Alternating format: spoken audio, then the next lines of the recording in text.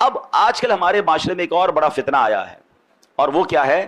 آدھی جہالت ہے، کیونکہ قرآن نے بڑا پیارا حکم دیا ہے، افتؤمنون ببعض الکتاب وتکفرون ببعض، تو کیا تم اللہ کے بعض احکام کو مانتے ہو اور بعض سے انکار کرتے ہو؟ تو اب ہوا کیا ہے، ایک بات یاد رکھیے گا، آدھا جاہل جو ہوتا ہے وہ بہت خطرناک ہوتا ہے، کیونکہ کچھ لوگ قرآن کی ایک دو آیتیں یاد کر کے، ایک دو حدیثیں یاد کر کے اب احکام شریعہ بیان کرنا شروع کر دیتے ہیں کہ یہ ناجائز ہے، یہ جائز ہے۔ ارے بھائی قرآن میں تو لکھا ہے، ایسا تو کر ہی نہیں سکتے۔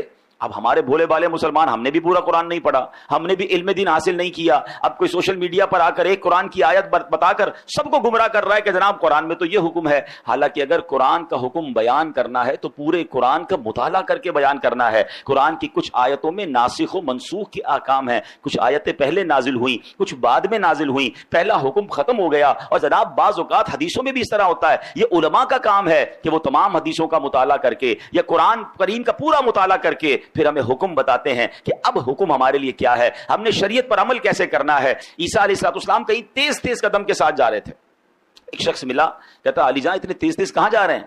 تو کہا میں نے ایک بے وقوف کو دیکھ لیا ہے، اس سے دور بھاگ رہا ہوں۔ عرض کیا علی جان آپ تو بڑے شاندار شخصیت والے ہیں، بڑی شان والے ہیں، آپ تو مردے زندہ کر لیا کرتے ہیں۔ آپ نے بڑا خوبصورت جملہ فرمایا مردے زندہ کرنا آسان ہے، بے وقوف کو سمجھانا انتہائی مشکل ہے۔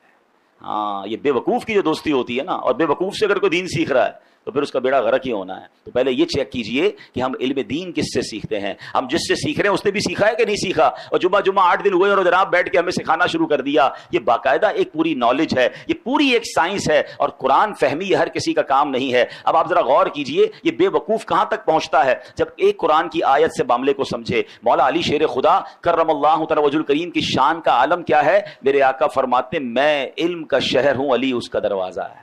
مولا علی وہ ہیں، نبی پاک کی حدیث میں آتا ہے کہ علی کے چہرے کو دیکھنا عبادت ہے۔ سبحان اللہ، شیر خدا کے علم دین کا اور قرآن فہمی کا عالم یہ ہے کہ آپ فرماتے اگر میں سورہ فاتحہ کی تفسیر لکھنا شروع کروں تو اتنی کتابیں لکھ دوں کہ 70 اونٹ ان کتابوں کے بوجھ سے دب جائیں، اتنی ایک سورہ فاتحہ کی تفسیر۔ اب آپ سوچیں کہ مولا علی کے قرآن فہمی کا عالم کیا ہوگا۔ مگر آپ کے دور میں ایک فرقہ نکلا جس کا نام تھا خارجی فرقہ، اس نے پتہ ہے مولا علی پر کفر کا فتویٰ لگا دیا۔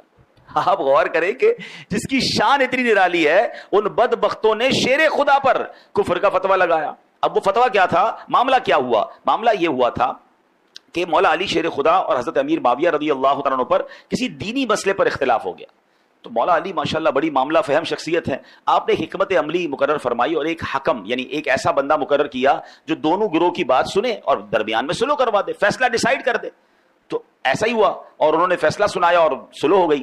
اب ایک فرقہ تھا جو جنگ چاہتا تھا، آج بھی کچھ لوگ ایسے ہیں جو چاہتے لڑائی ہونی چاہیے، جھگڑا ہونا چاہیے، معاملہ بگڑنا چاہیے، یہ امن و امان سے مسلمان کیوں رہ رہے ہیں؟ یہ فرقے والا ادھر حملہ کرے تو یہ والا ادھر حملہ کرے، اچھا جناب فرقہ واریت کی لڑائی نہیں ہو رہی تو چلو بھائی خاندانی لڑائی شروع کرو، صوبائی لڑائی شروع کرو۔ ان کی جنگ میں ان کو فائدہ ہے، پرابلم کریٹ ہوتی ہے تو جناب ان کو مزہ آ رہا ہوتا ہے، تو ایسے لوگوں سے بھی بچنا ہے۔ تو مولا علی نے بڑی حکمت عملی کا مظاہرہ کیا اور صلح ہو گئی۔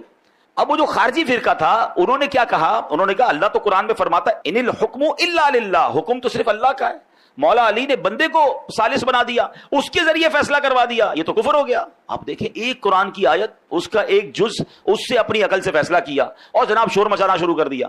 اللہ اکبر، میرے شیر خدا مولا علی کا تدبر دیکھیں، آپ کی جناب صبر کا مقام دیکھیں، آپ تو اس قدر عظیم ہستی ہے کہ آپ حکم فرماتے نہ جانے کیا ہو جاتا۔ آپ نے پھر صلح کی طرف بات آگے بڑھائی، آپ نے جو ترجمان القرآن ہیں عبداللہ ابن عباس رضی اللہ تعالیٰ عنہ، کمال کا قرآن کا علم تھا، ان کو بھیجا کہ جا کے ذرا ان کو سمجھائیں۔ حضرت عبداللہ ابن عباس ان کے پاس گئے، کہا بتائیے کیا مسئلہ ہے؟ وہ کہتے مسئلہ یہ اللہ کے سوا تو کوئی حکم بن نہیں سکتا، کوئی فیصلہ کر نہیں سکتا، یہ مولا علی نے انسان کو یہ حکم کیسے دے دیا؟ تو جناب معاذ اللہ یہ کفر ہو گیا۔ اللہ اکبر، اب سنیے گا حضرت عبداللہ ابن عباس کا جواب بھی، اور آج کل کے دور میں یہ جو آدھی جہالت پھیلانے والے ہیں ان کو بھی آپ نے جو ہے وہ سمجھنا ہے۔ انہوں نے کہا کیا تم نے سورہ مائدہ کی آیت نمبر 95 کی تلاوت نہیں کی؟ اگر حالت احرام میں، اللہ کیا فرماتا ہے؟ اگر کوئی حالت احرام میں کسی جانور کو مار دے، مثلا کسی نے خرگوش کو مار دیا، اب حکم یہ ہے کہ اس جانور کی قیمت صدقہ کرے، جس قیمت کا جانور اس نے مارا ہے احرام کی حالت میں اس کی قیمت کو صدقہ کرے۔ اب سوال یہ ہے کہ پتہ کیسے چلے کہ جناب یہ قیمت کتنی تھی جانور کی، یا خرگوش مار دیا کوئی بھی جانور، اس کی قیمت کیا تھی؟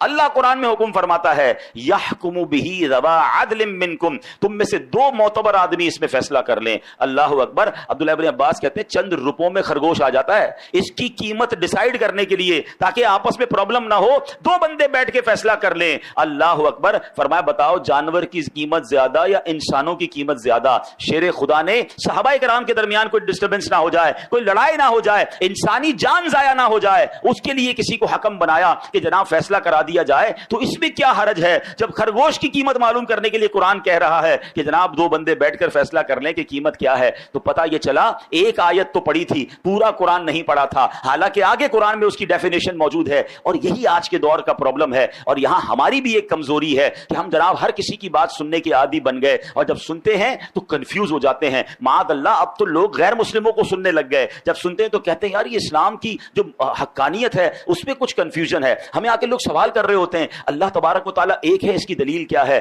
اچھا اللہ ہے، اس کی دلائل بتائیے۔ اللہ اکبر۔ کیا آج ہمارے دین اور ایمان میں اتنی کمزوری آ گئی کہ جب جس کی جو مرضی ہو کوئی ایک بات کر دے اور ہم کنفیوز ہو جائیں؟ پھر اپنے عقائد پر، اپنے معمولات اہل سنت پر ہم کنفیوز کیوں ہوتے ہیں؟ کیونکہ ہمارے پاس بھی علم نہیں ہے۔